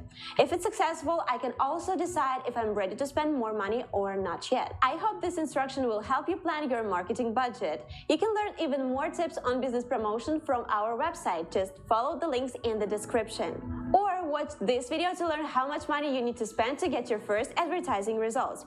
Thanks for watching. Like this video, subscribe, and visit our site to learn more about dropshipping. See you next time. Bye.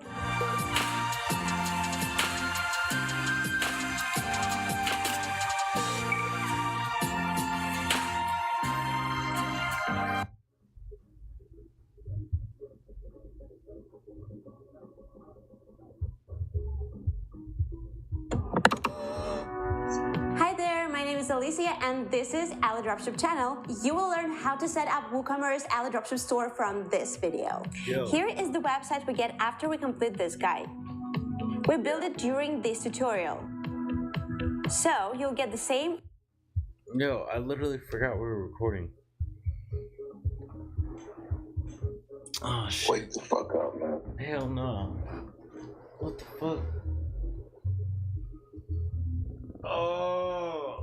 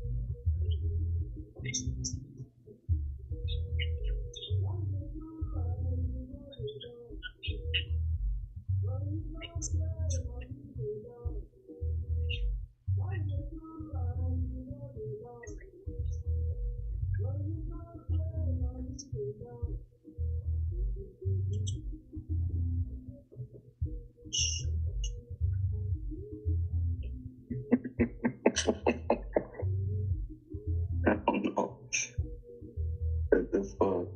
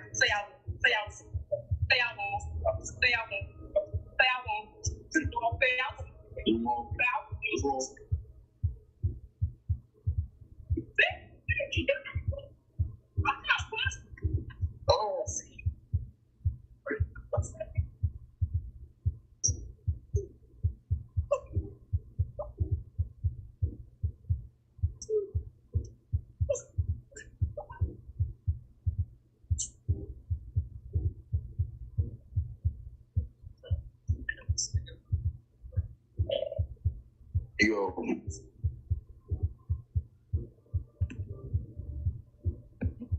Yo.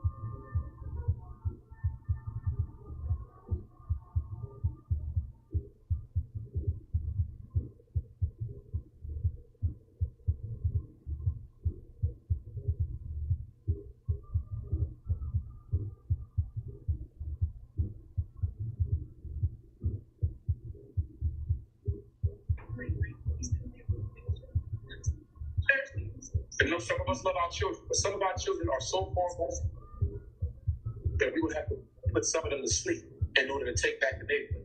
Some of y'all don't want to hear that because you don't live in reality. But I'm telling you, as a psychologist, I'm not going to be able to psychologize off them on a corner.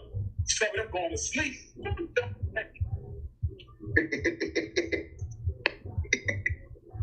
Yo. Yo.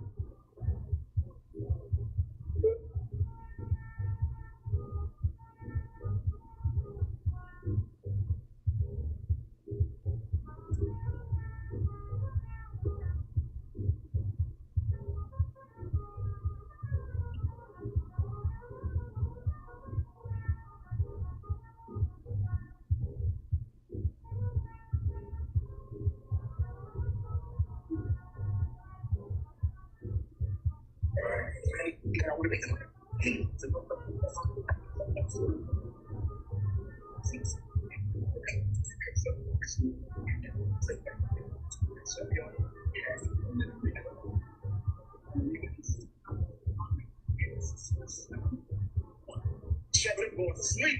Fuck that!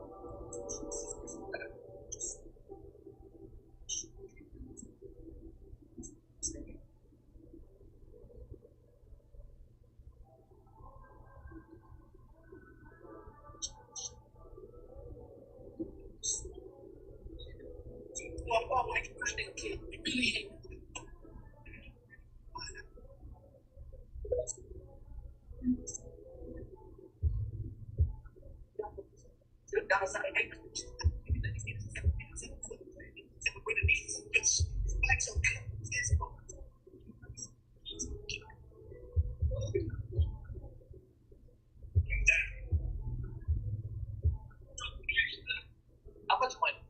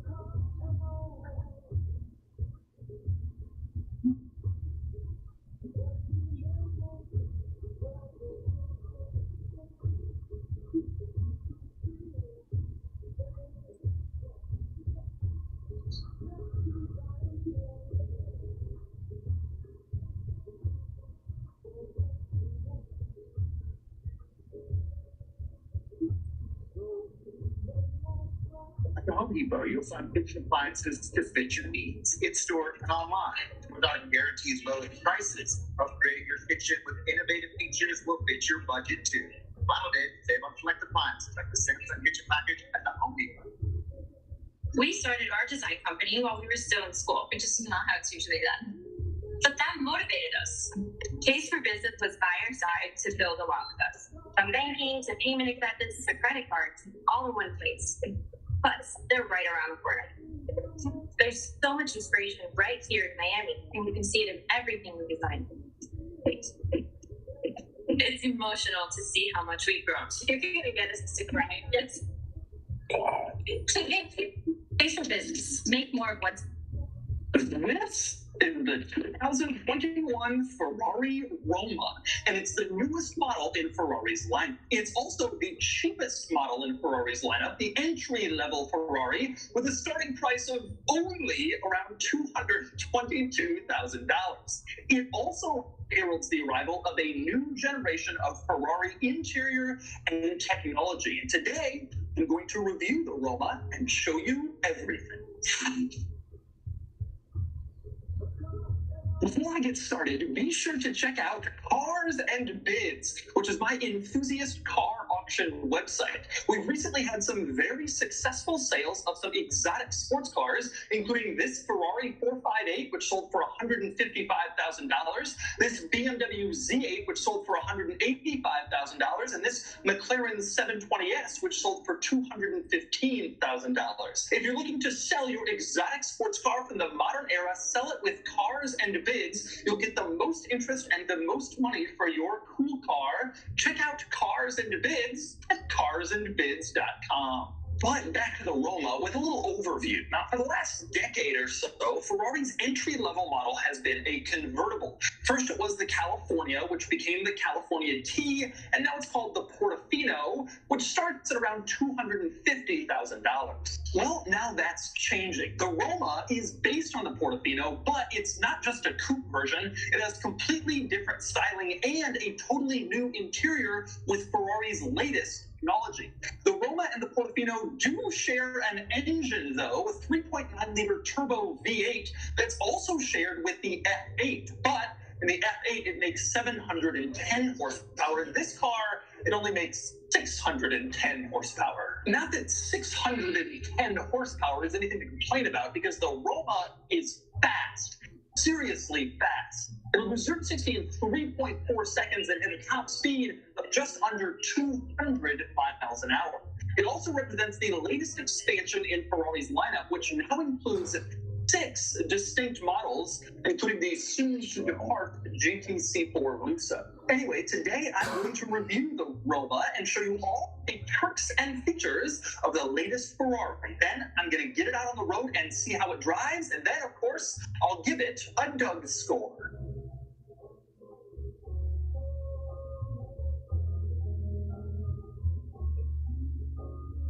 All right, I'm going to start the quirks and features of the Roma with the key, which is this leather rectangle that says Roma on the bottom. It looks very classy and luxurious. Previous Ferrari keys have been brightly colored, maybe a little bit more distinctive, but I guess they've ditched that. Although I am hearing that there is an option in the Roma to have the reverse side of the key be a full-color Ferrari badge, although this particular Roma doesn't have that option. But we do have this leather luxury key with 2 buttons on it, not really buttons, just sort of pads on the key where you can push. And the other one, if you press it, it unlocks the doors. If you press it twice, it opens up the trunk. And that way you combine 2 functions into 1 button. And so you can keep the key relatively free of multi-button clutter. But if you want, you can also avoid using the key entirely. If you walk up to the car with the key in your pocket, you walk up to the door handle, you press this little front part, and that will unlock the doors if they're locked.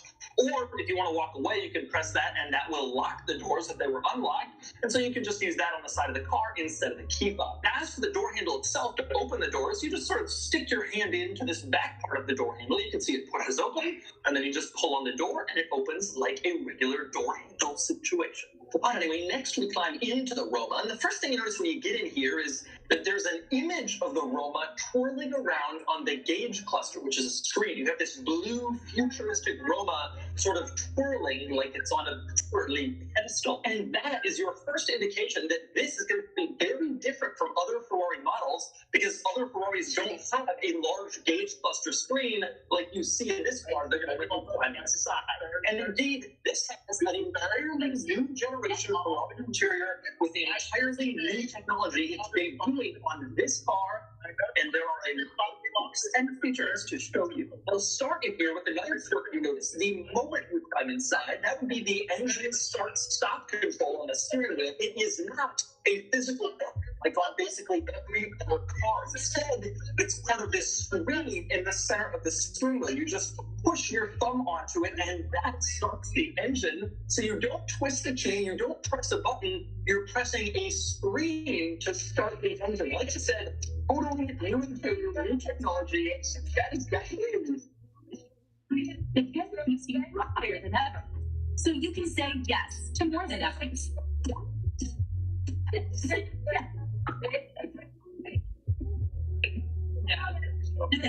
The only thing stronger than us is good. Crafted by their nuance and precision, 2 pounds. The first ever Maserati exciting.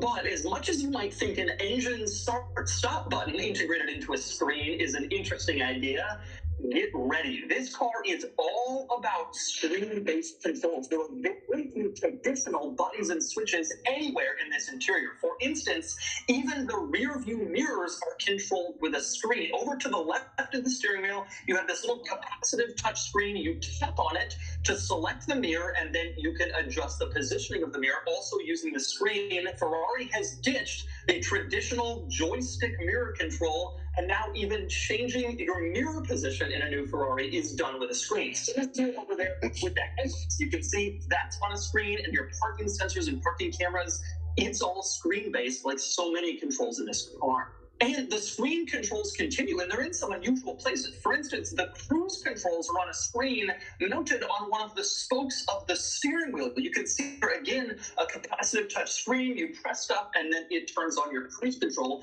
Now, interestingly, these buttons only light up when they're active. So if you have the car in park, or if you have the door open, or if you just haven't touched them for a few seconds, they will darken to minimize the amount of controls that are sort of lighted and staring you right in the face. And that way your cruise controls don't have to become apparent unless you're actually tapping them and you want to use them. Otherwise, they're sort of hidden and out of place. That's one benefit of the screen, although it takes some getting used to, not having physical controls for some of this obvious stuff like your cruise control.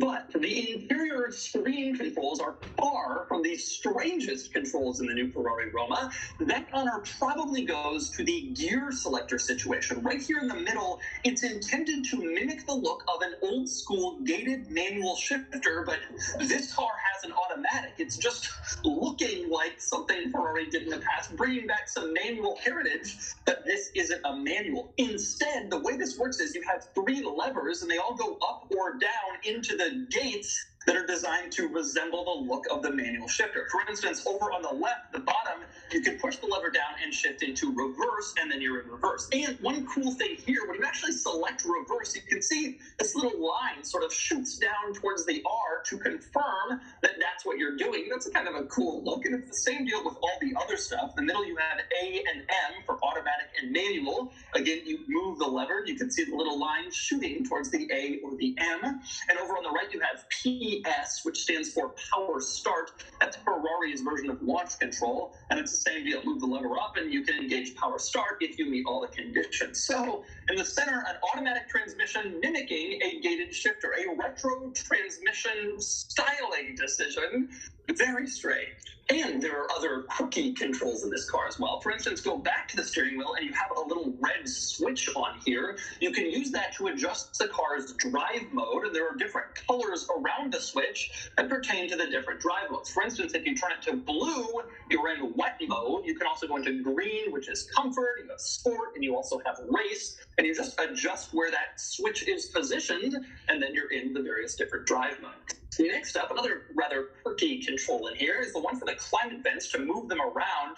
It's not anything like it is in your car. You can see you have this big plastic piece in the middle of the bed. You can move it up, down, left, right. It's a strange thing for sure, but that's how you move around the climate vents in the new Ferrari Roma. Very distinctive control, just like pretty much everything else. And there are still even more quirky controls to discuss in here. I want to go back to the steering wheel, and now I want to talk about the behind the steering wheel, the ones you can't even see. Over on the left spoke, behind the spoke, you have a little dial that's to adjust the volume of your stereo. You can turn it up or down, and then you change the volume. Now, below that, still on the steering wheel, front facing, you have some headlight controls here. Behind that, you have a hidden control, a button mounted here that allows you to flash your brights. So you can click this little hidden button on the back of the wheel, and then you flash your brights, your high beams temporarily. Another hidden control of the steering wheel. Next, another rather strange control, get on the steering wheel, is this little dial over on the right side. This allows you to turn on the wipers. You can see right now it's in 0, which is off. If you turn it to A, that's automatic, or you can keep turning it and manually turn on the wipers. No windshield wiper stock in this car. Instead, that's mounted on the steering wheel, like so many other quirky controls. And finally, probably the quirkiest steering wheel control, that honor goes to the turn signals, which also are not controlled by a turn signal stalk like in pretty much every other car. Instead, you have little thumb buttons mounted at the top of the center part of the steering wheel. You press those, and that turns on and off the turn signal. So that's how you signal while you're driving around, rather than pressing a stalk to the left side. Very unusual, though I must say, you do get used to it quickly, and they're very much within reach of your thumb. And it's worth pointing out, that's why Ferrari puts so much stuff on the steering wheel. They want everything to be within easy reach of the driver. So if you're in a high-performance driving situation, the racetrack, you don't have to take your hand off the wheel to turn on the wipers or do anything else. It's all right in easy reach, so you can keep your hands on the wheel and keep driving safely. But probably the most important new component in this vicinity is the screen for the gauge cluster. The world is a big place, and with the City Advantage Platinum Select card, you're ready to explore every inch of it. It's time to click with friends you just made and wish that these nights last forever. Because this moment is finally your own. Well, there's more where that came from. There's so much world to see, so much. And it all starts right here, where every swipe gets you closer. City Advantage. Travel on. Because